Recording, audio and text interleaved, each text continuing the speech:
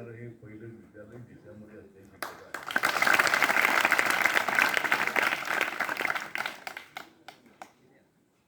आणि आपलं हे विद्यालय आहे, विद्यालयाच्या गावाचं नाव आहे माथा.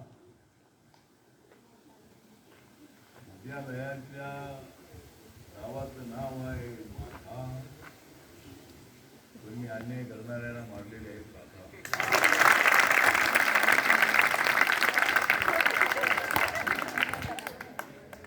माथ्यामध्ये आपलं हे विद्यालय आहे. बहुजन समाज जागृती सेवाभावी संस्था करून यांच्याद्वारे संचालित असणारं हे माझ्या नावाचं विद्यालय आहे. हिंगोली जिल्ह्यामध्ये हे विद्यालय आहे. तालुका नागनाथ औंढा आहे. आणि या संस्थेचे अध्यक्ष बोल नका ना प्राध्यापक डी एस मुंडे हे परभणीत आहे. याचे सचिव प्राध्यापक के एस कुटे हे कुठे. तिकडे वर्ध्यामध्ये आमचे कार्यकर्ते आहेत कुठे. आणि इथे प्राध्यापक आहेत के एस कुठे. आणि मुख्याध्यापक आहेत आपले आरती बाबू. हे विद्यालय अत्यंत चांगलं झालेलं आहे. मेन रोड विद्यालय आहे. एक जागेवर हे विद्यालय उभं करण्यात आलेलं आहे. आणि सगळ्या पूजा वगैरे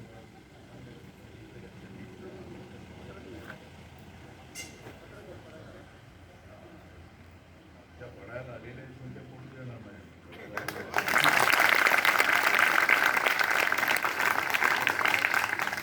तर यासाठी माझा जो सरकाराचा पडला त्याच्यातून 20 लाख रुपये मी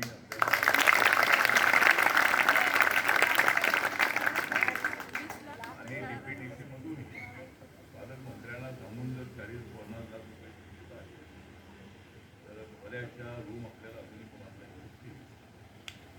त्यानंतर आपल्याला जर कॉम्प्युटर हवे असतील तर 20 लाखाशिवाय जर आपल्याला 20-30 कॉम्प्युटर हवे असतील तर ते सुद्धा मी माझ्या स्वतःतून देईन. अलीकडे नवीन युगामध्ये कॉम्प्युटर शिकणं अत्यंत आवश्यक आहे. अलीकडचा जो कारभार आहे तो अत्यंत तीक्ष्णपणे अत्यंत वेगाने सगळं जग पुढे चाललेलं आहे. आणि भारत त्याच्या मागे अजिबात नाही. भारताचं नाव सगळ्या जगामध्ये आहे. नरेंद्र मोदींचं नाव सगळ्या जगामध्ये आहे. आणि अलीकडे सगळे रोड अत्यंत चांगले झालेले. पूर्वीच्या काळामध्ये आम्ही या रोडने गेलो तर शक्य असायची. अलीकडे मात्र रोड चांगले झालेले आहे. आणि प्रत्येक विद्यार्थ्याला न्याय देण्यासाठी आमचं सरकार प्रयत्न करत आहे. मी रिपब्लिकन पक्षाचा अध्यक्ष असतो तरी नॅशनल डेमोक्रेटिक अलायन्समध्ये माझा पक्ष आई बाबा पक्ष आहे. आणि मला तिसऱ्यांदा नरेंद्र मोदींच्या सरकारमध्ये मंत्री बनण्याची संधी झाली. आणि तिसऱ्या वेळेला नाही तर 4थ्या, 5व्या, 6व्या वेळेला माझा नंबर लागल्याशिवाय नाही. पण मंत्रिपदापेक्षा कार्यकर्ता हे पद महत्त्वाचं आहे. माझा लोकांची नेहमी संवाद असतो, चर्चा असतो काय नसतो काय. त्यानंतरच्या काळामध्ये गावागावाची सोबत साधलेलं आहे. दलित आणि सवर्णांना जोडण्याचं काम केलेलं आहे. बाबासाहेबांच्या संविधानातला भारत आणि गाव संविधानातलं गाव उभं करण्यासाठी आपल्याला प्रयत्न करायचा आहे. सगळ्या जाती जमातीने एकत्र आणा हे बाबासाहेबांनी सांगितलेलं आहे. आणि त्यासाठी आपणाला शिक्षण हे अत्यंत महत्त्वाचं आहे. बाबासाहेब आंबेडकर शिकायला होते त्यावेळेला ते साताऱ्यामध्ये शिकायला होते. त्यावेळेला त्यांना शाळेच्या आतमध्ये जाण्याची परवानगी नव्हती. आज असं नाही. आज दलित विद्यार्थी आणि सवर्ण विद्यार्थी, मराठा विद्यार्थी, ओबीसी विद्यार्थी हे सगळे विद्यार्थी एका वर्गामध्ये बसतात. आणि हे परिवर्तन बाबासाहेबांच्या भूमीमुळे झालेलं आहे. आपण सर्वांनी आपल्या चांगला करायचा आहे.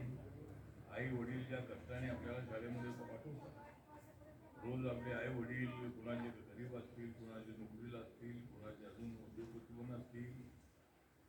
गरीब घरच्या मुलांनी जास्तीत जास्त विचार करायचा आहे की आपले आई वडील आपल्यासाठी जेवढे कष्ट घेतात, तर आपण प्रत्येक वर्षाला पास व्हायला पाहिजे. आपण प्रत्येक वर्गामध्ये चांगले अशा पद्धतीनं आपण शिक्षण घ्यायचं आहे. म्हणून आज इथे या संस्थेला बाहेरून मी अनेक वेळेला गेलेलो आहे. आज मात्र आज आतमध्ये संधी मिळाली आणि एकदा मी आतमध्ये जिथं जातो त्या ठिकाणच्या मुलांचं कल्याण होतं. मुलांचं कल्याण होतं. आपली शाळा लँडवरती आहे. अजून सायन्ससाठी आपण अर्ज केलेला आहे. त्यासाठी सायन्सलाही परवानगी करून देण्यासाठी नक्की मी चंद्रकांत दादा पाटील जे आहे त्यांच्याकडे मी प्रयत्न करेन. त्यानंतर पुढे सिनियर कॉलेजसाठी आपण प्रयत्न करायला हरकत आपला CSR फंड एक असतो. मोठ्या मोठ्या ज्या कंपन्या आहेत त्या 1 करोड 2 करोड 10 करोड 20 करोड अशा पद्धतीचे पैसे देतात. तर आपल्याला पुढे सिनियर कॉलेज आहे त्या सिनियर कॉलेजसाठी प्रयत्न करायचा आहे. आजूबाजूची अजून 1-2 एकर जमीन आपल्याला घेता आली तर तो प्रयत्न करायचा आहे. आणि या भागातल्या मुला मुलींना याच ठिकाणी सिनियर कॉलेज आहे SY आणि किंवा आर्ट सायन्स कॉमर्स जे आहे ते सुद्धा पुढे सुरू करण्याच्यासाठी परवानगी आपण मागावी. चंद्रकांत दादा पाटीलनं त्यामुळे माझ्या नावाचं विद्यालय आहे त्यामुळं आपण याला परवानगी द्या म्हणून सांगितली तर ते लगेच ते माझा प्रस्ताव ऐकतील. त्यामुळं सिनियर कॉलेजचा प्रस्ताव अशा पद्धतीची त्याला विनंती आहे. विद्यार्थ्यांनी जमा झालेले आहे.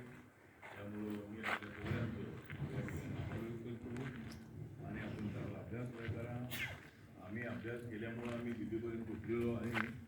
पण आमचा अभ्यास जास्त शाळेपेक्षा बाहेरचा अभ्यास जास्त होता. म्हणजे आमच्या मुंबईमध्ये कॉलेजमध्ये होतच होतो आम्ही. पण बाहेर जी कम्युनिटी आम्ही चालवली आहे, विद्यार्थ्यांनी मुवमेंट आम्ही चालवली आहे. त्यामुळं आज इथे आपण सर्व जमा झालेले आहात. सर्व विद्यार्थ्यांचे मी आभार व्यक्त करतो. सगळ्या संस्थेच्या पदाधिकाऱ्यांचा आभार व्यक्त करतो. सगळा जो स्टाफ आहे, लेक्चरर्स आहेत, सगळे प्राध्यापक आहेत, शिक्षक आहेत, या सर्वांचाही मी या ठिकाणी आभार व्यक्त करतो. आणि आपण ही शाळा अत्यंत चांगली चालवलेली आहे त्याबद्दल आपल्या सगळ्यांचा आभार. एवढंच यापासून या ठिकाणी जे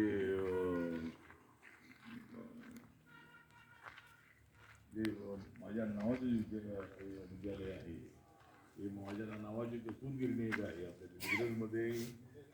एक सूतगिरणी 75 लाखाची सूतगिरणी जी आहे ती माझ्या नावाने त्या ठिकाणी सुरू करण्यात आलेली आहे.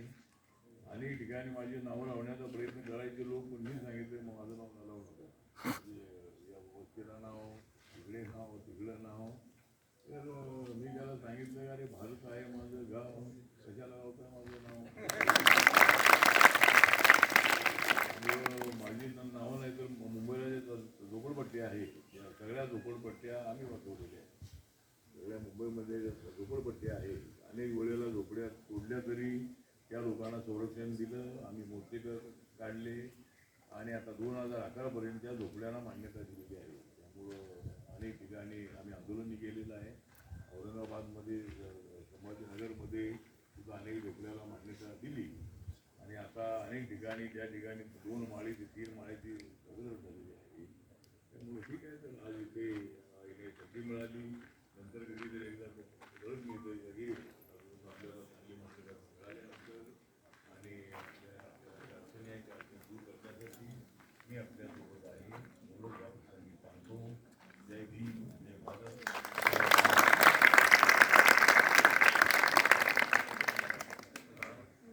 धन्यवाद साहेब. आपण आमच्या विद्यार्थ्याशी अतिशय